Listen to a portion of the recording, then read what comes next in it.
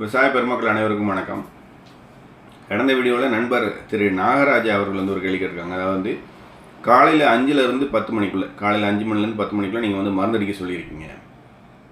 அப்படி நீங்கள் சொல்லும்போது வந்து அது வந்து காலையில் வந்து பனி ஈரமாக இருந்தால் அடிக்கலாமா அப்படின்ற மாதிரி கேட்டிருக்காங்க. நல்ல கேள்வி.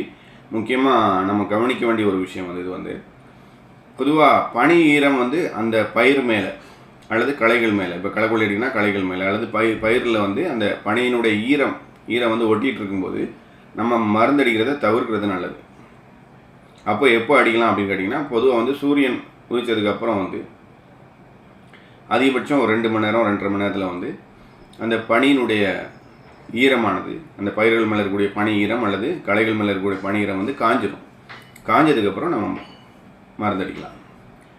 காலையில் அடிக்காதான் அந்த மாதிரி ஒரு அதிகபட்சம் அதாவது அடிக்கக்கூடிய டைம் அப்படின்னு பார்த்திங்கன்னா காலையில் அல்லது சாயந்தரம் ஈவினிங் வந்து நம்ம சொல்கிறோம் அப்படின்னா, மாலை பொழுதுகளில் சொல்கிறோம் அப்படின்னா, அதுக்கான காரணம் என்னென்னு கேட்டிங்கன்னா, அதிகமான வெயிலில் வந்து சில மருந்துகள் வந்து அதனுடைய பவர் வந்து சிறிதளவு குறைவதற்கான வாய்ப்புகள் இருக்குது. குறிப்பாக வந்து ஈசி ஃபார்முலேஷன், எம்எல்சிஃபையர் கான்சன்ட்ரேஷன் அப்படின்னு சொல்லுவோம். அந்த மாதிரி வந்து அதனுடைய இது வந்து ஆவியாகக்கூடிய தன்மை இருக்கும். ஆனால் அது வந்து மிக மிக குறைந்த அளவு, சிறிதளவு அதனுடைய மாற்றங்கள் ஏற்படுவதற்கான வாய்ப்பு இருக்குது. இன்னொரு விஷயம், அது கூட ஒரு குறைந்த அளவு தான்.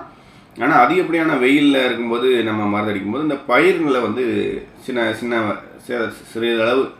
சிறிதளவு பாதிப்புகள் ஏற்படுவதற்கான வாய்ப்புகளும் இருக்குது. அதனால் மருந்து அடிக்கக்கூடிய நம்ம கலக்கக்கூடிய அளவுகள், தண்ணீர் அளவு, மருந்து கலக்கக்கூடிய பர்சன்டேஜ், அப்புறம் வந்து மருந்து அடிக்கக்கூடிய நேரம், இதெல்லாம் வந்து ரொம்ப ரொம்ப முக்கியமானது. அப்போ நம்ம அதிகாலையில் அடிக்க சொல்கிறது அப்படின்றது வந்து பனியிரம் காஞ்சதுக்கப்புறம் நம்ம அடிக்க சொல்கிறோம். பனியிரம் காஞ்சதுக்கப்புறம் நம்ம அடிக்கிறது மிக கரெக்டாக இருக்கும். குறிப்பாக வந்து 7 மணிக்கு மேலே, 7:30 மணி, காலையில் 7 மணி 8 மணிக்கு மேலே வந்து நம்ம அந்த பனிரெல்லாம் காஞ்சிடும். இல்லை சாதாரணமாக இப்போ உள்ள நேரம் மாதிரி கோடை காலங்களாக இருந்தால் பனியிரம் அவ்வளோ தூரம் இருக்காது. அந்த மாதிரி பொழுதுகளில் நீங்கள் சாதாரணமாகவே காலையில் அதிகாலை பொழுதுலேயே நீங்கள் அடிக்கலாம். பனியிரம் இருந்தால் அந்த நேரத்தில் வந்து மருந்தடிக்கிறத தவிர்த்துட்டு கொஞ்சம் பனியிரம் காஞ்சதுக்கப்புறம் நம்ம மருந்தடிக்கிறது நல்லது. அதிகப்படியான வெயில் பொழுதுகளில் நம்ம மருந்தடிக்கிறத அவாய்ட் பண்ணுறது மிக முக்கிய நல்லது, தவிர்த்து விடுவது நல்லது. அல்லது நீங்கள் சாயந்தரம் ஈவினிங் டைமில் மாலை பொழுதுகளில் வந்து நீங்கள் தாராளமாக மருந்தடிக்கலாம். குறிப்பாக வந்து ஒரு மாலை 4 மணிக்கு மேலே, சாயந்தரம் வந்து ஒரு 4 மணிக்கு மேலே வந்து நீங்கள் என்ன நேரம் வேணாலும் மருந்தடிக்கலாம். இரவு பொழுதுகளில் வந்து நம்ம அடிக்கிறது முடியாது. ஏன்னா அது வந்து பொதுவாக தோட்டத்தில் ஏதாவது பூச்சிகள் இருக்கலாம், பாம்புகள் போன்ற தொல்லைகள் இருக்கலாம்.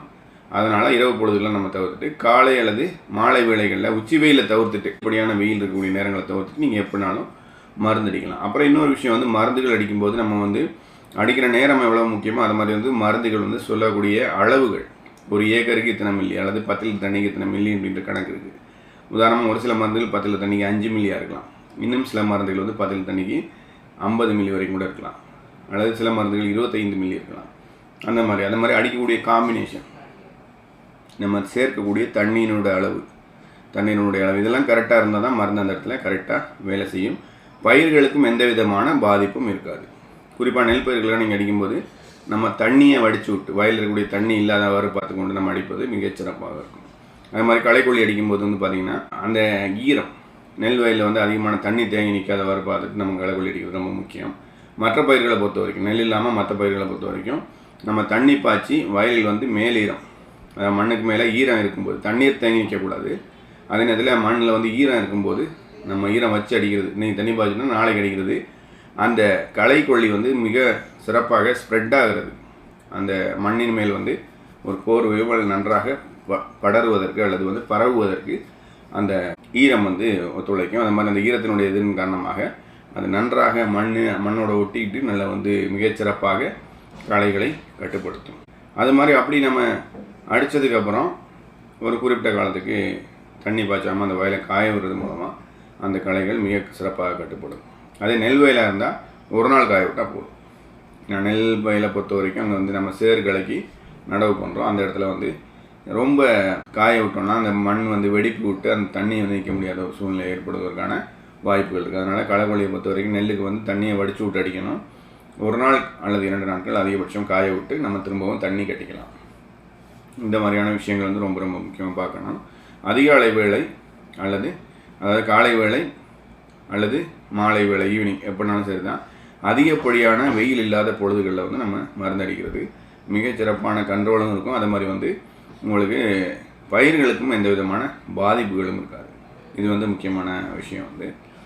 அது மாதிரி மருந்துகள் வந்து சொல்லக்கூடிய அளவுகளை வந்து கடைக்காரர்கிட்ட வந்து நம்ம கரெக்டாக கேட்டு நம்ம பண்ணுறது ரொம்ப ரொம்ப முக்கியம். அளவுகள் வந்து தண்ணி வந்து அதாவது ஏரியா எவ்வளோ ஏரியா அப்படின்றத சொல்லணுமா இல்லை, அது மாதிரி எத்தனை லிட்டர் தண்ணி கலக்கலான்ற கணக்கு இருக்குது, அது பார்த்துக்கணும்.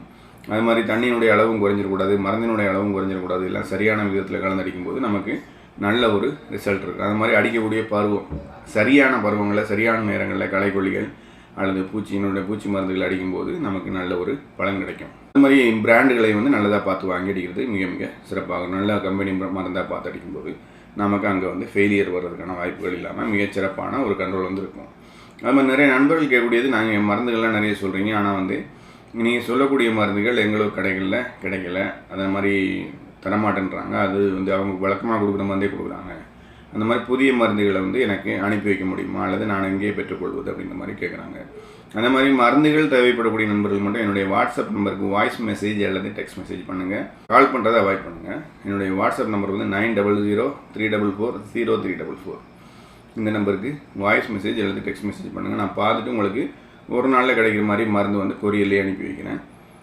அதாவது கரெக்டான டீட்டெயில்ஸ் கொடுங்க. அதாவது எத்தனை ஏக்கர், எவ்வளோ இடம், எத்தனை டேங்க் ஓடும் அப்படின்றது வந்து கரெக்டாக சொல்லுங்கள். என்ன ஸ்டேஜில் இருக்குது பயிர், என்ன எவ்வளோ தூரம் பிரச்சனை இருக்குன்றதை கரெக்டாக வாய்ஸ் மெசேஜ் பண்ணுங்கள், நான் உங்களுக்கு பண்ணி அனுப்பி விட்றேன். அதே மாதிரி இந்த வீடியோக்கள் பார்க்கக்கூடிய நண்பர்கள் ஒரு லைக் அண்ட் ஷேர் பண்ணிட்டு உங்களுடைய நண்பர்கள் மற்றும் விவசாயிகளுக்கு ஷேர் பண்ணிட்டு பாருங்கள். அப்போ தான் இன்னும் நிறைய விவசாயிகளை இந்த வீடியோக்கள் சென்றடையும். ஏன்னா நம்ம சேனலை பொறுத்த வரைக்கும் முழுமையாக விவசாயம் சார்ந்த புதிய தொழில்நுட்பங்கள் தான் சொல்லிட்டு வரோம். அனைத்து விவசாயிகளும் இது வந்து பயனடையணும் அப்படின்ற ஒரு நோக்கத்தில் வந்து மிக குறைந்த செலவில் அல்லது வந்து தேவையானதுக்கு மட்டும் செலவு பண்ணி நம்ம ஒரு நல்ல மகசூல், தேவையில்லாத செலவுகளை தவிர்த்து ஒரு நல்ல ஒரு லாபம் எடுக்கக்கூடிய தொழிலாக விவசாயம் இருக்க வேண்டும் என்பதற்காகவே நம்ம கரெக்டாக இந்த மெசேஜ் வந்து கொடுத்துட்டு வரோம். துல்லியமான தொழில்நுட்ப தகவல்கள் கொடுத்துட்டு வரோம். அப்போ வந்து நீங்கள் ஷேர் பண்ணிட்டு லைக் பண்ணிட்டு பாருங்கள்.